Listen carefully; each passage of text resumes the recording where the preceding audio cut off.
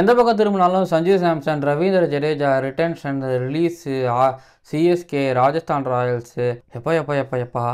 இன்னொரு பக்கம் ஏங்க 2 டீம் 2 பிளேயர்ஸ் இதெல்லாம் தாண்டி 10 டீம்ஸ் இருக்காங்க, நிறைய பிளேயர்ஸ் இருக்காங்க அப்படின்னு யோசிச்சு பார்க்கும்போது இந்த வீடியோவில் நம்ம அதை தான் பார்க்க போகிறோம். அதாவது ஜடேஜாவை வந்து சிஎஸ்கே ரிலீஸ் பண்ணிடுவாங்க, ஆர்ஆர்லேருந்து சஞ்சு சாம்சன் சிஎஸ்கேக்கு வந்துடுவார் அப்படின்னு பார்க்கும்போது இதே மாதிரி எந்தெந்த டீம்ஸ்லாம் எந்தெந்த பிளேயர்ஸை வந்து கழட்டி விடுறதுக்கு வாய்ப்பு இருக்குது, ஆப்ஷனுக்கு எந்தெந்த பிளேயர்ஸ்லாம் வருவாங்க அப்படிங்கிறத அந்த வீடியோவில் பார்க்க போகிறோம். பட் அதுக்கு முன்னாடி சேனலுக்கு புதுசாக வந்திருக்கீங்கன்னா சப்ஸ்கிரைப் பண்ணிடுங்க.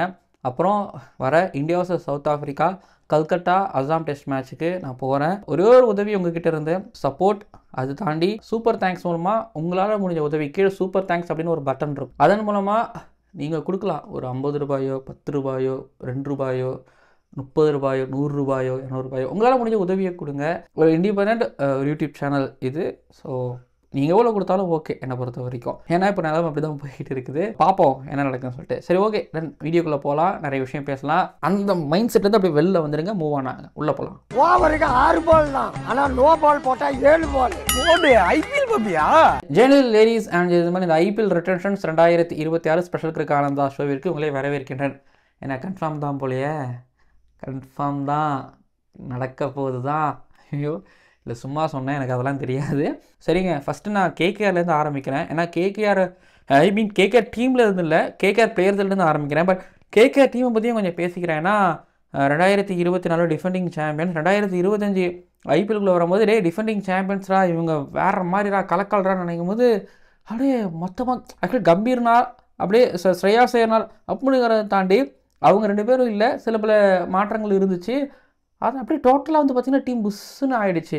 ரிட்டன்ஷன் நல்லாவும் பண்ணாங்க, ஆக்சுவலி ஒரு மாதிரி நல்லா தான் விளையாண்டாங்க. ஆனால் வெங்கடேஷ் ஐயருக்கு 23.75 கோடி கொடுத்தாங்க. அதுக்கு அவர் தகுதியானவரானா அவரே இல்லைப்பா அப்படிங்கிற மாதிரி அவர் சொல்லும் பொழுது இந்த தடவை வெங்கடேஷ் ஐயரை வந்து ரிலீஸ் பண்ணுவாங்க. நீங்கள் வேணால் பாருங்கள், இந்த மினி ஆக்ஷன் அப்படிங்கிறது வந்து வரலாற்றில் முதல் முறையாக ஆர்சிபிக்கான ஒரு மினி ஆக்ஷனாக இது இருக்காது. அவங்க இல்லை எங்களுக்கு தேவையில்லை அப்படின்னு இருக்க போகிறாங்க. சிஎஸ்கே கேகேஆர் நிறைய சண்டை போட போகிறாங்க. மற்ற டீம்ஸ்லாம் வந்து 1-2 இடங்கள் அப்புறம் பேக்கப் பிளேயர்ஸ் இவங்க தான் தேவை. பட் இங்கே கேகேஆர் கொஞ்சம் நிறைய பாதிக்கப்படுவாங்கன்னு நினைக்கிறேன். முக்கியமாக ரசிலையும் அவங்க விடுவாங்க 12 கோடி. பட் போன சீசனில் எனக்கு பொதுவாகவே ரசில் மேலே வந்து ஒரு பெரிய அபிப்பிராயம் இல்லை. அதுவும் இந்த கோவிடுக்கு அப்புறமா காலை பிடிச்சிட்டு உட்காந்துருவார். அவர் ஒரு கிளாஸ் பாடிங்கிறதுனால அது ஒரு பெரிய ஒரு பிரச்சனையாக இருக்குது. ஃபினிஷிங்காக அவர்கிட்ட இல்லை, ஒத்துக்கிறேன். 2018, 19, 2020 big fan of Russell muscle அப்படின்னு நான் சொல்லுவேன். ஆனால் அதில் எம்முக்குன்னு இப்போ இல்லைங்கிறதுலாம் வந்து ஒரு பெரிய பிரச்சனை. இப்போ வெங்கடேஷ் ஐயர் ரசில் 2 பேர் ரிலீஸ் பண்ணாங்க அப்படின்னா ஜெகஜாண்டிக்கு ஒரு பணம் இருக்குன்னா டிகாக் 3.6 கோடி வச்சுருப்பாங்களா தெரியலை.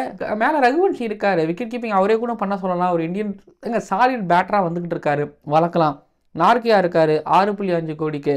ஸோ இப்போது நான் சொன்ன இந்த மேபி நீங்கள் ஸ்பென்சர் ஜான்சனை கூட நீங்கள் ஆட் பண்ணிக்கலாம். ரோமன் பவுல் தெரில. பட் எடுத்து பார்த்தீங்கன்னா இவங்க ரிலீஸ் பண்ணும்போது அது நான் சொன்ன பிளேயர்ஸ்லாம் ரிலீஸ் பண்ணாங்கனாலே ஒரு 40 கோடி 50 கோடியோட மினி ஆக்ஷனுக்கு போவாங்க. ஆல்மோஸ்ட் எப்படி சொல்கிறதுனா ஒரு மெகா ஆக்ஷனுக்கு போகிற அமௌண்ட்டை இவங்க கையில் எடுத்துகிட்டு போகிற மாதிரி கூட இருக்கலாம். ஸோ இவங்க இவ்வளோ பேரை ரிலீஸ் பண்ணுவாங்க. அஜின்கே ரஹானே, மொயின் அலி, சேத்தன் சக்கரியா அவங்களாம் ரிலீஸ் பண்ணுவாங்க தெரியல. பட் ஆனால் ரஹானே 50-50. ஏன்னா அப்புறம் இன்னொன்று மனிஷ் பாண்டேயோட பேரில் அங்கே மென்ஷன் பண்ணாமல் விட்டேன். அதாங்க எனக்கு கொஞ்சம் டவுட்டாக இருக்குது மனிஷ் பாண்டே, ரஹானே, மொயின் அலி இவங்க விஷயத்தெல்லாம்.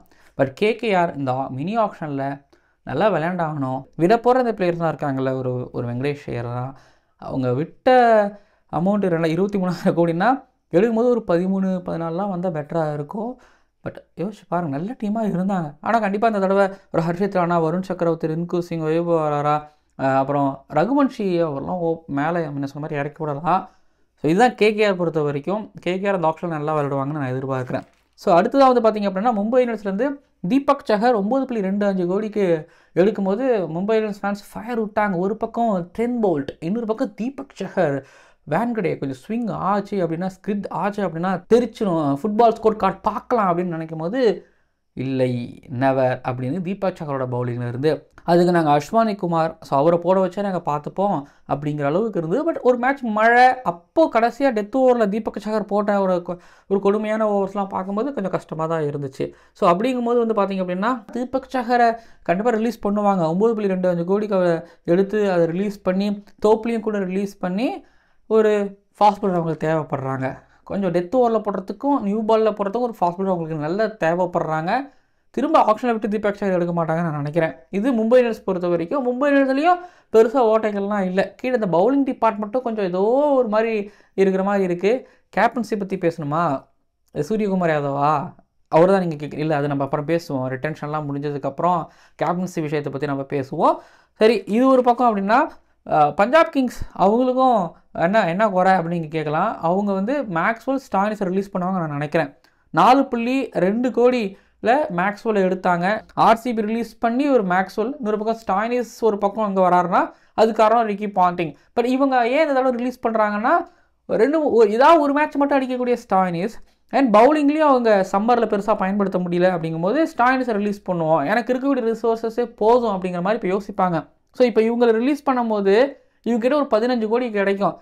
ஏங்க, ஏதாவது நான் ஒரு பிளேயர் எடுத்து ஸ்ட்ராங் பண்ணுவேன், டிபார்ட்மெண்ட் ஏதாவது ஒரு டிபார்ட்மெண்ட் நான் ஸ்ட்ராங் பண்ணுவேன். ரிக்கி பாண்டிங், ஸ்ரேயாஸ் ஐயர் கொஞ்சம் காம்ப்ரமைஸ் ஆகி முடிவு பண்ணுவாங்கன்னு நினைக்கிறேன். ஸோ ஆப்ஷனுக்கு மேக்ஸ்வெல் ஸ்டாயினிஸ் வருவாங்க. கூட வந்து லாக்கி ஃபெர்குசனையும் ரிலீஸ் பண்ணுவாங்க, ஏன்னா இன்ஜுரி ஆகிட்டே இருக்காருங்கிறதுனால. பஞ்சாப் கிங்ஸ் பொறுத்த வரைக்கும் இப்போ மேக்ஸ்வெல் ஸ்டாயினிஸ் வர்றாங்களா, மிடில் ஆர்டரில் ஒரு ஆல்ரவுண்டரு, லோவர் மிடில் ஆர்டரில் ஒரு ஆல்ரவுண்டரு, ஒரு ஃபாஸ்ட் பவுலிங் ஆல்ரவுண்டரு, ஒரு ஸ்பின் ஆல்ரவுண்டரு, அவங்களுக்கு இதுதான் தேவைப்படுது. பஞ்சாப் கிங்ஸ் பொறுத்த வரைக்கும் இதுதான். ஆனால் மேக்ஸ்வெல் ஸ்டாயினிஸ் எந்த டீமுக்கு போவாங்க? ஒவ்வொரு டீமை பார்த்து முடிச்சுட்டு கூட பேசுவோமா. அப்புறம் ஆர்சிபி பொறுத்த வரைக்கும் அவங்க வில் ஜாக்ஸ்லாம் விட்டுட்டு லியம் லிவிங்ஸ்டன் பக்கம் போனாங்க. 8.75 கோடி. இதுலேயும் ஆக்ஷன் பற்றி ஒரு வந்த வீடியோவில் வந்து ஆர்சிபி சைட்லேருந்து மோபவர்ட், அதுக்கப்புறம் வந்து தினேஷ் கார்த்திக், மதன் ரங்கராஜா எல்லாம் வந்து பூரிச்சு போய் லியம் லிவிங்ஸ்டன் இல்லை மோபவர்ட் தான் வந்து பார்த்தீங்கன்னா லியம் லிவிங்ஸ்டன் பற்றி கொஞ்சம் பூரிச்சு பேசினார். அப்பா அவர் எவ்வளோ 6 அடிப்பாருன்னு சொல்லி. எனக்கும் லியம் லிவிங்ஸ்டன் 6 அடிக்கிறது பிடிக்கும். ஆனால் லியம் லிவிங்ஸ்டன் வந்து அவர் வேலையை சரியாக செய்யலை. மிடில் ஆர்டர் கொஞ்சம் ஷேக்கியாக இருந்தாங்க. ஆர்சிபி மிடில் ஆர்டர் கொஞ்சம் ஸ்ட்ராங் பண்ணணும்னு நினைப்பாங்க. ஸோ லியம் லிவிங்ஸ்டன் ரிலீஸ் பண்ணுவாங்க. ராசிக்ஸ்ல வந்து 6 கோடிக்கு எடுத்தாங்க, ரிலீஸ் பண்ணுவாங்க. இங்கிடி 1 கோடிக்கு எடுத்தாங்க. பட் அவருக்கு ரீப்ளேஸ்மெண்ட்டாக அங்கே முசரபானி வந்து 75 லட்சத்தில் வந்தார். ஸோ இவங்க 2 பேரும் ரிலீஸ் செய்யப்படலாம். இப்போ லியம் லிவிங்ஸ்டன் ரிலீஸ் பண்ணாலும் ஜேக்கப் பெத்தல் இருக்காங்க, கூட சமாளிச்சிருவாங்கன்னு வச்சுக்கோங்க. பட் இப்போ ஆர்சிபி பொறுத்த வரைக்கும் அவங்களுக்கு இந்த மிடில் ஆர்டரில் வந்து ஒரு நல்ல ஆல்ரவுண்டரோ இல்லை நல்ல ஒரு மிடில் ஆர்டர் பெட்டரோ அவங்களுக்கு தேவைன்னா கீழே எஸ்தயால் கேஸ் போயிட்டு இருக்கு, ஆட முடியாதுன்னு நினைக்கிறேன். ஸோ அதனால் இந்தியன் ஃபாஸ்ட் பவுலர் ஒருத்தவர் புவனேஸ்வர் குமார் கொஞ்சம் காயமாகிற பிளேயரு, அவருக்கு பேக்கப்பாக தேடுவாங்க. ஒருத்தவரை பேக்கப் ஸ்பின்னர் என்ன குருல் பாண்டியா, சுயேஷ் சர்மா இருக்காங்க, இருந்தாலும் ஒரு பேக்கப் ஸ்பின்னர் தேவைப்படுவாங்க. ஆர்சிபி பொறுத்த வரைக்கும் பிரச்சனை கிடையாது. ஆனால் இங்கிறது லியம் லிவிங்ஸ்டன் கண்டிப்பாக ரிலீஸ் செய்யப்படுவார். மற்றவங்களே இவங்க தக்க வச்சுப்பாங்க. ரொமாரோ ஷெப்பர்ட் ஏதோ ரிலீஸ் பண்ண போகிறாங்க, ரசூல் எங்கே கொண்டு வர போகிறாங்கலாம் பேசிகிட்டு இருந்தாங்க. அது எந்தளவுக்கு உண்மைன்னு எனக்கு தெரியலைன்னா சென்னை சூப்பர் கிங்ஸ் கூண்டோட நிறைய பேரை வெளியில் அனுப்புவாங்க. டெவான் கான்வே போதும்பா, நீங்கள் ஒரு வேர்ல்டு கப் இங்கே நல்லா விளையாடிங்க, அதை பார்த்து நாங்கள் எடுத்துட்டோம், ஆனால் இந்த தடவை நாங்கள் ஏமாற மாட்டோம். எப்படி டேரல் மிச்சலுக்கு எந்த இறக்கமும் இல்லாமல் நாங்கள் அனுப்பணுமோ அதே போல் உங்களையும் 6.25 கோடி. ஆல்ரெடி அஸ்வினை வந்து ரிலீஸ் பண்ண அந்த அமௌண்ட் வேறு இப்போ கையில் இருக்கும். அதுக்கப்புறம் இந்த ட்ரியோ தீபக் ஹூடா, ராகுல் திரிபாதி, விஜய் சங்கர் இவங்களையும் அனுப்புவாங்க. ட்ரேடு ஒரு பக்கம் பேச்சு போயிட்டு இருக்குதுல்ல, சாம் கரன் அனுப்புவாங்க, அது ஒரு 2.5 கோடி கிட்டத்தட்ட வரும். ஜடேஜா ஒரு 18 கோடி.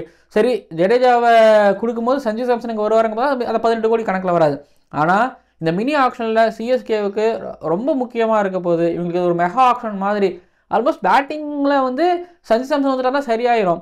ஆனால் இப்போ கீழே வரும்போது இந்த பவுலிங் வரும்போது தான் கொஞ்சம் சரி போகணும். எனக்கு திருப்தி இல்லைங்க எங்கள் பவுலிங்கில். நூர் அகமது இருக்கார் வச்சுக்கோங்க, பட் ஒரு Khaleel Ahmed okay, but Nathan Ellis நல்லா பாரு. Khaleel Ahmed new ball okay, but death over.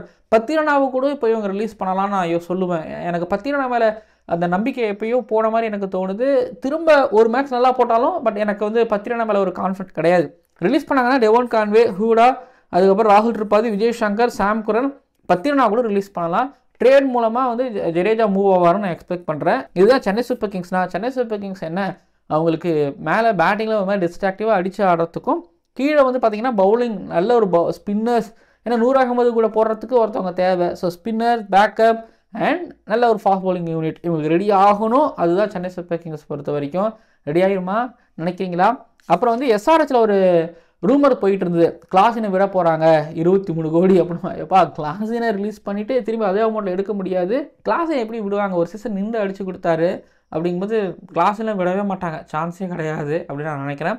அப்புறம் ஷமியை ரிலீஸ் பண்ண போகிறதாவும் சொல்லிட்டு இருந்தாங்க. 10 கோடி பிளேயரு. ஐபிஎல்ல அவர் சரியாக பண்ணலை, எஸ்ஆர்ஹெச்சுக்கு சாம்பியன்ஸ் ட்ரோஃபி சரியாக பண்ணல. அப்புறம் இப்போ இந்தியாவில் ட்ராப் செய்யப்பட்டாலும் இப்போ நல்லா ஒரு மாதிரி பெங்காலுக்காக ரஞ்சி ட்ரோஃபி நல்லா போட்டுட்ருக்காருங்கிறதுனால ஸோ ஃபிட் ஆகிட்டாரு அப்படின்னா ரொம்ப நல்லது. ஸோ ஷமியை ரிலீஸ் பண்ண மாட்டாங்க, கிளாஸையும் ரிலீஸ் பண்ண மாட்டாங்க SRH பொறுத்த வரைக்கும். அங்கேயும் கொஞ்சம் பவுலிங் பிரச்சனைலாம் இருந்துகிட்டு இருக்கு. இப்போ டெல்லி கேபிட்டல்ஸில் வந்து அக்ஷர் பட்டேல் KL ராகுலாம் போகிற மாதிரி சொல்லிட்டு இருந்தாங்கல்ல, எனக்கு அதில் பெருசாக நம்பிக்கை கிடையாது. அதான் DC பொறுத்த வரைக்கும் எந்த கேஸ் எந்த பிரச்சனையும் இல்லாமல் போயிட்டுருக்கு. லக்னோவில் வந்து பார்த்தீங்கன்னா எனக்கு பவுலிங் எனக்கு பெருசாக அங்கே ஓட்டம் இருக்குது. என்ன பண்ண போகிறாங்க, யாரை ரிலீஸ் பண்ண போகிறாங்கன்னு அங்கேயும் கெஸ் பண்ணவும் முடியல. அதுக்கப்புறம் ராஜஸ்தான் ராயல்ஸில் நம்ம பேசிட்டோமே, இப்போ ஜடேஜாவும் சாம் கரன் அங்கே போயிட்டாங்க அப்படின்னா கீழே வந்து அவங்களுக்கு தேவை இந்த பவுலிங்கில் ஒரு 2 பேர் எடுத்து வச்சிட்டாங்கன்னா முடிஞ்சு போச்சு. நல்ல டீம் ஆகிடுவாங்கன்னா GTயும் பெரிய பிரச்சனை கிடையாது. அவங்களும் ஒரு மாதிரி நல்ல டீம், அவங்களும் ஒரு மாதிரி வந்துட்டாங்க. இந்த பிளே ஆஃப் பண்ண டீம்ஸ்லாம் பெரிய பிரச்சனை கிடையாது. பட் அதில் MI தான் கொஞ்சம் இந்த எடுப்பாங்க, பவுலிங்கில் கொஞ்சம் எடுப்பாங்களே தவிர மற்றபடி ஒரு 4-5 டீமுக்கு எந்த பிரச்சனையும் கிடையாது. ஆனால் KKR CSK லக்னோவில் கொஞ்சம் ஃபைட் பண்ணுவாங்க நான் நினைக்கிறேன். இந்த 3-4 டீமுக்குள்ள தான் அது இருக்க போகுது. இந்த ஆக்ஷன் அப்படிங்கிறது வந்து அது மெகா ஆக்ஷனாக இருக்க போகுது. பட் ஓகே, நம்ம பேசியிருக்கோம், ஒரு வெங்கடேஷ் ஐயர் பற்றி பேசியிருக்கோம், மேக்ஸ்வெல் பற்றி பேசியிருக்கோம், லீம் லிவிங்ஸ்டன் பற்றி பேசியிருக்கோம், CSK பற்றி பேசியிருக்கோம். என்ன நினைக்கிறீங்க? இல்லை ஜடேஜா வந்து நான் RR போல நான் ஆக்ஷனுக்குள்ளே போகிறேன், அவர் பெரிய அமௌண்ட் போகணும்னு யோசிப்பாரா? ஏன்னா T20 கிரிக்கெட்லேருந்து அவர் ரிட்டையர் ஆகிட்டாரு. ODIலையும் அவர் இல்லைங்கும் போது எந்த அளவுக்கு அவர் போவர் ஒயிட் பால் கிரிக்கெட் ஆட போகிறாரு அப்படிங்கிறதையும் கொஞ்சம் யோசிப்பாங்க. பட் இந்த ஆக்ஷன் எடுத்தாங்கன்னா அடுத்த 2 வருஷத்துக்கு ஆடுறதுக்கு வாய்ப்பு இருக்குது. அதனால் ஜடேஜா பக்கம் ஆக்ஷன் பக்கம் அவர் போவாரான்னு பொறுத்திருந்து பார்க்கலாம். சரிங்க, இந்த வீடியோ உங்களுக்கு பிடிச்சிருக்கும் அப்படின்னு நான் நினைக்கிறேன். வீடியோவில் வந்து நிறைய பிளேயர்ஸ், அதாவது நான் சொல்லியிருப்பேன்ல, இப்போ 23 கோடிக்கு ஒரு வெங்கடேஷ் ஐயராக இருக்கலாம், இல்லைனா மேக்ஸ்வெல், ஸ்டாயினிஸ், இவங்கெல்லாம் இருக்கலாம். பட் எனக்கு வந்து ரசில் வந்து KKR ரிலீஸ் பண்ணுவாங்களோன்னு எனக்கு தோணுது. அன்சோல்டாக கண்டிப்பாக போக மாட்டார். பேஸ் ப்ரைஸில் ஏதாவது எடுத்து போடுவாங்க, கம்மியான ப்ரைஸில் எடுத்து போடுவாங்க. ஏன்னா ஃபேப்ரிக்ஸ் அப்படி எடுத்து போடும்போது தான் அது RCBக்கு உதவிகரமாகவும் இருந்துச்சு. பட் யோசிச்சு பார்த்தீங்கன்னா வெங்கடேஷ் ஐயர் கண்டிப்பாக ரிலீஸ் பண்ணிடுவாங்க, நம்பிக்கை இருக்குது. அதுக்கப்புறம் ரசில் ரிலீஸ் பண்ணிடுவாங்க, நம்பிக்கை இருக்குது. நார்க்கியா ஒரு பக்கம் ரிலீஸ் பண்ணுவாங்க, எனக்கு அதிக அளவில் ரொம்ப நம்பிக்கை இருக்குது. தீபக் சஹர் ரிலீஸ் பண்ணுவாங்கிறது அதிகமாக நம்பிக்கை இருக்குது. கிளாஸினா ரிலீஸ் பண்ணவும் மாட்டாங்க. பட் நீங்கள் கமெண்ட் பண்ணும்போது ஒன்று கமெண்ட் பண்ணிடுங்க, உங்களோட டாப் 5 ரிலீசஸ் அமௌண்ட் வகையில் 23 கோடி வெங்கடேஷ் ஐயர், இந்த மாதிரி ஒரு டாப் 5 ரிலீசஸ் உங்களுக்கு கமெண்ட் பண்ணுங்கள். இல்லைனா அவங்க எந்த டீமுக்கு போவாங்க அப்படிங்கிறது கமெண்ட் பண்ணுங்கள், இல்லை அதே டீமுக்கு போவாங்கங்கிறது கமெண்ட் பண்ணுங்கள். அதாவது முக்கியமான விஷயம் என்னன்னா, டாப் 5 ரிலீசஸ் இதுதான் இந்த IPL பெரிய ரிலீஸாக இருக்கும் அப்படின்னா எந்த ரிலீஸு, இல்லை சர்ப்ரைஸாக இருக்கிற 5 ரிலீஸு கீழே வந்து கமெண்ட் பண்ணுங்கள்.